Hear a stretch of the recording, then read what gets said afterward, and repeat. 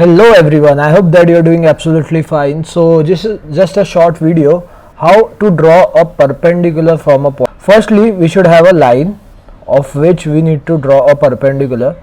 So here is a line, and from this line I will take point P over here. So from this point I need to draw a perpendicular. Then keep pointer at point P.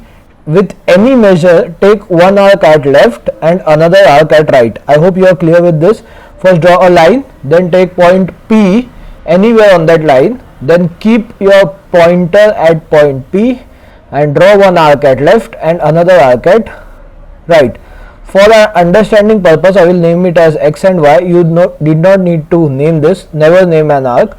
So now after this, keep pointer at point X, take more than half of XY. More than half means आधे से ज़्यादा. So stretch your compass, your rounder, keep pointer at X, keep pencil somewhere before Y and draw one arc at the top. So you'll get arc in this manner. Then without disturbing, move that pointer at point Y without disturbing of that same measure. Draw one more arc, and after drawing this arc you will get one point over here.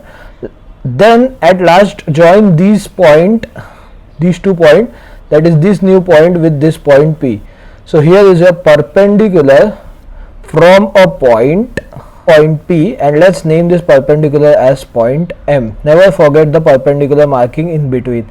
I hope you like this basic concept video and draw this. If you have any doubt, you can just comment, and make sure that you share this video with your friends and do like this video. Chalo, goodbye, take care.